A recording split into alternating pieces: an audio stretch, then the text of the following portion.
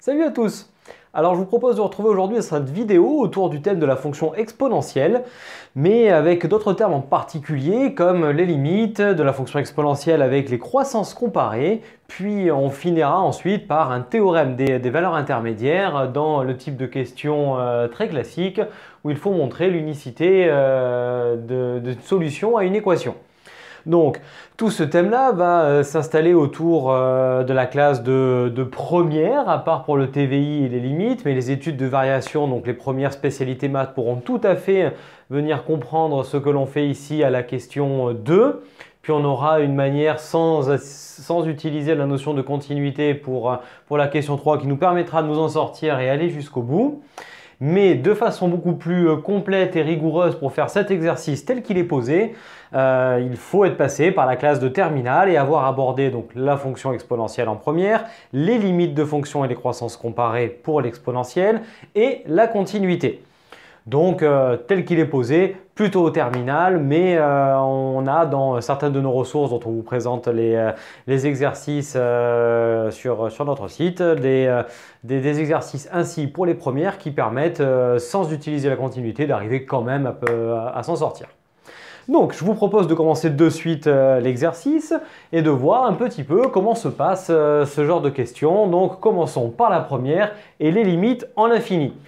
Alors dans un devoir, ça sera posé de façon un peu plus rigoureuse. On vous demandera la limite de la fonction f en plus et en moins l'infini. Alors ici, on nous demande en l'infini, ça veut dire qu'en fait on attend deux limites puisque cette fonction est définie sur R. Donc une limite en moins l'infini et une limite en plus l'infini. Alors regardons la fonction telle qu'elle est posée. f de x est égal à exponentielle de x moins x moins 2. Donc, on va commencer par la limite en moins l'infini. En moins l'infini, la fonction exponentielle tend vers 0 plus. Ça tend vers l'infini. Donc, avec le moins, ça fera plus l'infini. Donc, toute cette fonction-là va tendre vers plus l'infini. Ici 0, ici l'infini. Aucune forme à déterminer. Donc, il n'est pas nécessaire de venir modifier l'écriture de la fonction pour faire la limite en moins l'infini. Donc, on traite point par point. Et on dit en moins l'infini. Soyez rigoureux sur la présentation et dites toujours où est-ce que vous faites les limites lorsque vous en avez plusieurs à faire. Donc en moins l'infini, on a limite d'exponentielle de x lorsque x tend vers moins l'infini qui est égal à 0, vous pouvez préciser 0 plus si votre enseignant le fait, puis limite de moins x moins 2 lorsque x tend vers moins l'infini qui est égal à moins l'infini qui fait plus l'infini. Donc on a moins l'infini plus 0.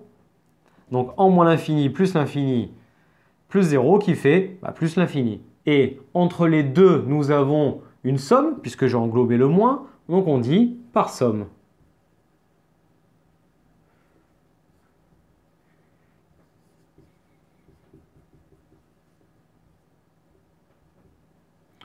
Donc voilà pour la limite en moins l'infini, celle-ci ne pose aucun souci. On fait simplement appel à votre tableau des limites qui a été donné sur le cours des limites de suite et des limites de fonction.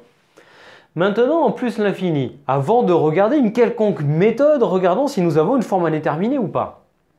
En plus l'infini, l'exponentielle fait plus l'infini et moins x plus 2 fait moins l'infini. Là, on a infini moins infini. C'est une des 4 formes à déterminer qui vous est présentée en terminale. Donc, il va falloir modifier un petit peu l'écriture de la fonction pour arriver à lever cette forme à déterminer. Donc, pour les limites de la fonction exponentielle, je vous invite à aller voir une vidéo que l'on a faite qui vous montre la preuve des limites de la fonction exponentielle aux bornes de son domaine de définition, c'est-à-dire en moins et en plus l'infini. Donc ici, on utilise les résultats du cours et vous n'avez pas besoin de le démontrer systématiquement. Alors, en plus l'infini, on reprend la fonction f et on la réécrit. Et on sait, on a vu dans le cours de la fonction exponentielle, cette fois-ci en terminale, que la fonction exponentielle est une fonction dont la croissance est forte. C'est-à-dire qu'en gros, elle gagne par rapport aux puissances de x. Et ça, on a donné un nom là-dedans, ça s'appelle les croissances comparées. Et votre cours vous donne une formule de la croissance comparée de la fonction exponentielle en plus l'infini. Et c'est cette forme que vous devez faire apparaître. Et vous devez savoir normalement que la croissance comparée de l'exponentielle à plus l'infini, elle apparaît non pas sous la forme d'une différence où on dit que l'exponentielle gagne, mais plutôt sous la forme d'un quotient de la forme exponentielle de x sur x. Donc en fait, il faut qu'on fasse apparaître ce quotient. Et donc, qui dit quotient dit en général factorisation lorsqu'on n'en a pas au début. Donc ici, on va devoir, pour faire apparaître le divisé par x, tout simplement factoriser par x. Donc on factorise par ce nombre, ce qui me donne exponentielle de x sur x. Puis ici, moins 1. Soit le moins 2, vous le mettez là-dedans dans la factorisation en mettant moins 2 sur x. Soit vous pouvez très bien le laisser en dehors et en laissant moins 2 tout seul derrière. Je l'englobe dans la factorisation, comme ça on traitera tout en bloc. Donc évidemment, pour tout x, différent de 0, puisqu'on a factorisé par x, donc divisé par x, vu que la limite se fait en plus l'infini, évidemment x ne vaut pas 0. Puis, ici on regarde, la croissance comparée est apparue. On a donc toute cette parenthèse qui a ici deux termes qui tendent vers moins 1 et vers 0. Et ici, la croissance comparée me dit que ça tend vers l'infini. Ça va tendre vers l'infini. Infini fois infini, l'infini. Et là, on n'a plus de problème, on a levé la forme à déterminer. Maintenant, présentons-le. Alors, d'après les croissances comparées.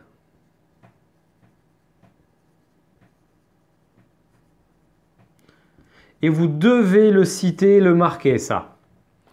On a limite de exponentielle de x sur x lorsque x tend vers plus l'infini qui est égal à plus l'infini. C'est donc cette forme qui fait apparaître le fait que la croissance de l'exponentielle est grande devant celle de x. Donc,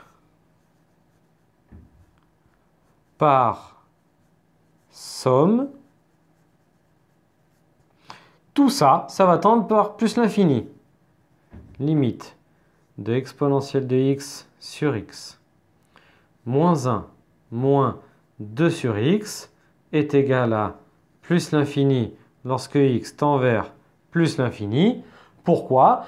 On peut le préciser car 2 sur x tend vers 0. Donc on peut marquer car 2 sur x, et je peux même englober le moins, tend vers 0 et moins 1, lui, est une constante. Il tend vers moins 1. On a donc plus l'infini, moins 1, moins 0. Tout ça, ça tend vers plus l'infini. Donc on vient de traiter la parenthèse. Il ne manque plus que le x qui est en facteur devant. Donc, traitons-le.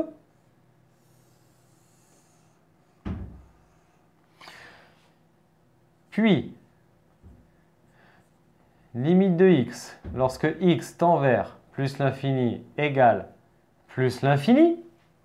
Donc maintenant, une fois qu'on a traité ces deux termes qui sont le terme entre parenthèses et le x qui est ici, nous n'avons plus qu'à faire apparaître l'opérateur qui est au milieu, c'est-à-dire un produit, et donc on marque par produit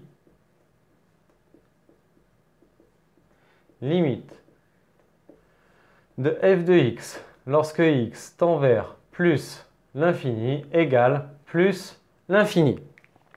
On a donc déterminé les deux limites demandées, c'est-à-dire les limites en l'infini. D'une part, la limite de la fonction en moins l'infini, qui est ici. Et d'autre part, la limite de la fonction en plus l'infini, qui est ici. Nous avons donc une fonction qui tend vers plus l'infini, que ce soit en moins ou en plus l'infini. Il est donc clair que cette fonction ne sera pas monotone. Elle sera au minimum décroissante puis croissante, vu qu'on a les deux infinis à gauche et à droite. Allez, on passe maintenant à l'étude des variations de la fonction f. Donc, qui dit étude des variations? Quand on est passé par la première, on sait qu'il faut calculer la dérivée et étudier le signe. Donc, nous allons calculer la dérivée de cette fonction.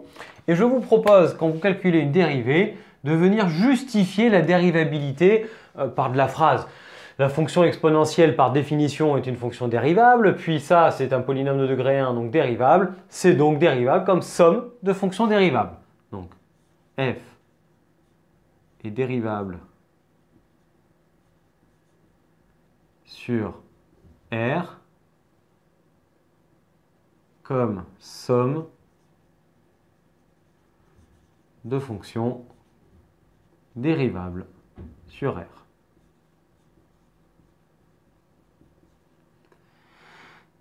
Et pour tout x appartenant à R, f' de x est égal à la dérivée de l'exponentielle de x, c'est exponentielle de x, et la dérivée de moins x moins 2, c'est moins 1.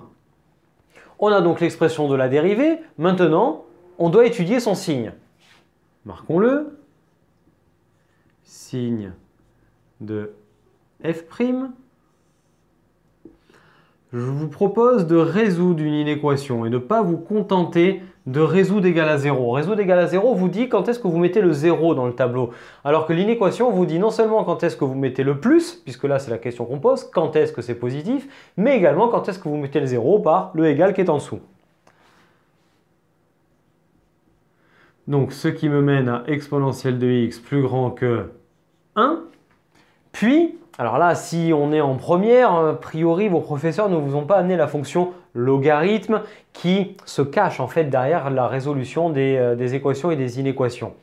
Mais là, en gros, on sait que ce 1 à droite, ça correspond à un exponentiel de 0. Et donc, par croissance de la fonction exponentielle, cela revient à x plus grand que 0. Mais sachez que derrière ça, il se cache en fait l'application de la fonction logarithme népérien. C'est-à-dire qu'on applique le logarithme des deux côtés de cette inégalité. Le logarithme étant la fonction réciproque de l'exponentielle, elle simplifie en gros l'écriture. Donc réellement, ce qui se passe, c'est ln de exponentielle de x supérieur ou égal à ln de 1. Et il se trouve que ln de 1, ça fait 0. Et que ln de exponentielle de x se simplifie et ça fait x supérieur ou égal à 0. Voilà ce qui se passe réellement derrière. On aura une vidéo que je vous invite également à aller voir qui vous parle un petit peu plus en longueur des équations de la fonction exponentielle, des inéquations et de sa définition et du lien avec le logarithme. Donc, maintenant on continue et on analyse ce que l'on a fait. On a posé la question, quand est-ce que la dérivée est positive? Et la réponse apportée est lorsque x est supérieur ou égal à 0. Ce qui veut dire qu'on aura un plus à droite de 0. Donc là, on peut en déduire les variations. La seule chose qui nous manque, c'est l'image en 0. Donc 2 plus f de 0 est égal à exponentielle de 0, moins 0, moins 2, ce qui donne 1 moins 2, 1 moins 2, qu'est-ce que ça donne? Ça donne moins 1. Bon, nous avons ici la valeur du minimum de la fonction puisqu'elle est décroissante et croissante. Donc on peut dresser le tableau de variation, d'où le tableau de variation sur R. Donc la valeur qui est au milieu, c'est 0. On étudie la fonction sur R, on y met donc les bornes, moins, plus les limites qui sont plus l'infini, et pour finir, la valeur de l'extrémum qui est moins 1.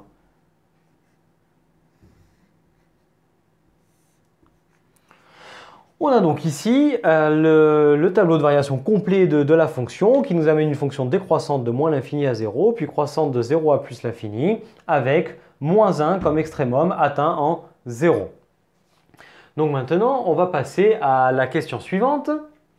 Et on doit démontrer que l'équation f de x égale à 0 admet une unique solution.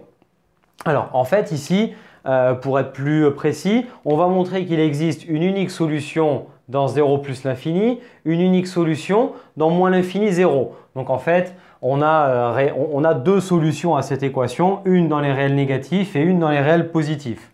Donc une unique solution, on va dire, dans R+, et dans R-, pour compléter un petit peu l'énoncé.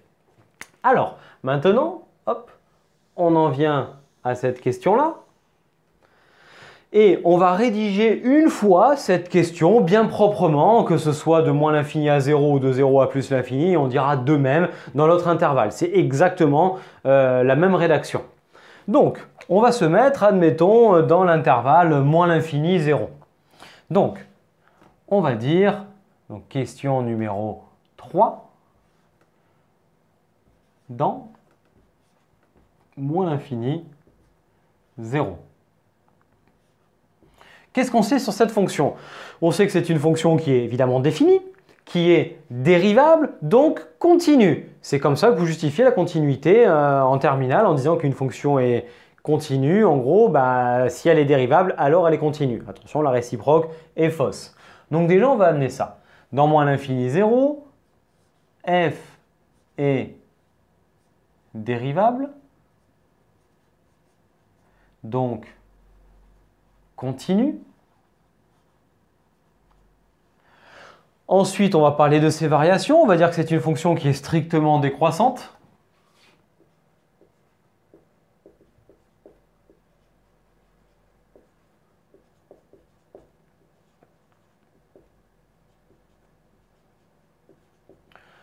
Donc, la fonction est dérivable non continue, strictement décroissante. Il nous manque les bornes de ce qu'on appelle l'intervalle image.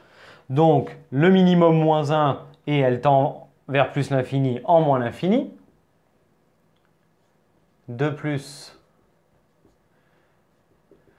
limite lorsque x tend vers moins l'infini de f de x est égal à plus l'infini et f de 0 égale moins 1. On a bien une valeur négative et une valeur évidemment positive qui est plus l'infini. On regarde l'équation f de x est égal à 0. Eh bien 0 est bien compris entre ces deux valeurs-là. Donc, on le marque. Or, 0 appartient à moins 1 plus l'infini. Pensez bien à inverser les deux bornes. Si vous mettez que 0 appartient à plus l'infini moins 1, c'est faux. On n'écrit pas un intervalle avec une valeur plus grande ici que ici. Tout ceci étant dû au fait que la fonction est décroissante, donc elle inverse l'ordre. Donc 0 appartenant à cet intervalle, c'est là qu'intervient le corollaire du théorème des valeurs intermédiaires ou de son vrai nom théorème de la bijection qui nous permet d'affirmer dans ces conditions, c'est-à-dire la fonction est continue, la fonction est strictement décroissante, sous-entendu elle ne change pas de variation, donc à la limite si vos professeurs le veulent vous pouvez également marquer monotone. Donc en fait il suffit juste de citer le théorème ici. Donc d'après le corollaire du théorème des valeurs intermédiaires ou théorème de la bijection, l'équation f de x égale 0 admet une unique solution alpha dans moins l'infini 0. Donc ici, on a la clé, la continuité et la monotonie qui nous permet d'amener l'unique solution grâce au corollaire du TVI. Là, vous prenez la rédaction de votre professeur et vous adaptez à sa rédaction, évidemment. Donc là, on vient de démontrer une unique solution ici que l'on va marquer qui est alpha, hop, qui annule la fonction.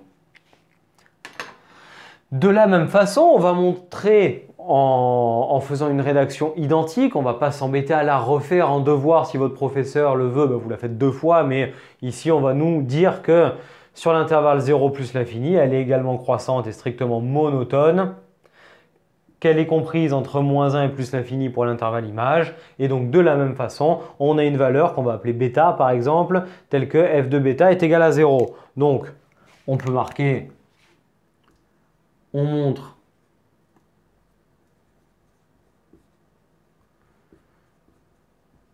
de la même façon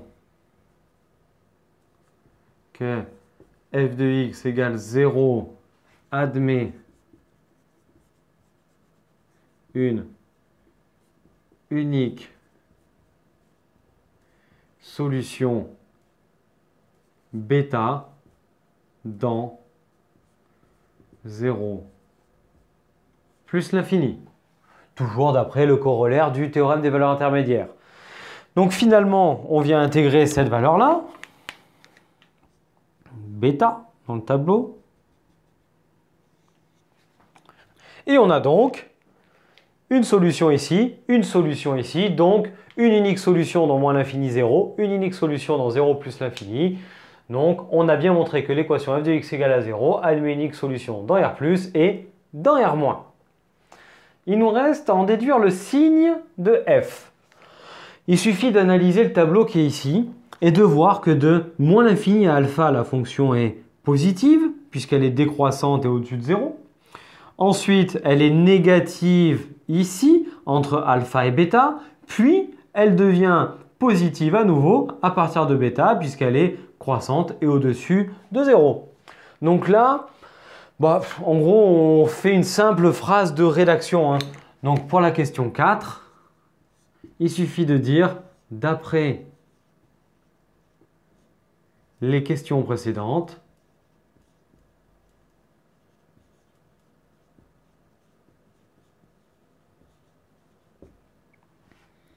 on a, et on dresse un tableau de signes,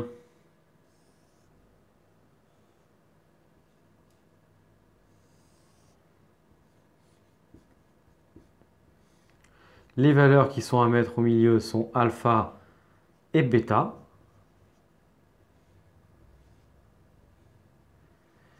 Et on a positif avant-après et négatif au milieu, ce qui nous donne le signe grâce à l'étude qui a été faite précédemment. Donc, application directe là, du théorème des valeurs intermédiaires pour étudier une équation et une inéquation que l'on n'aurait pas été capable de résoudre autrement que par l'utilisation de les variations puis l'application du TVI.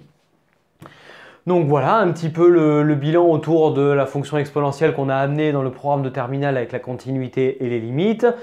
Point donc important là-dedans qu'on a extrait, c'est les croissances comparées qu'on a utilisées ici, puis le théorème des valeurs intermédiaires avec la trame rédactionnelle dont vous devez vous imprégner.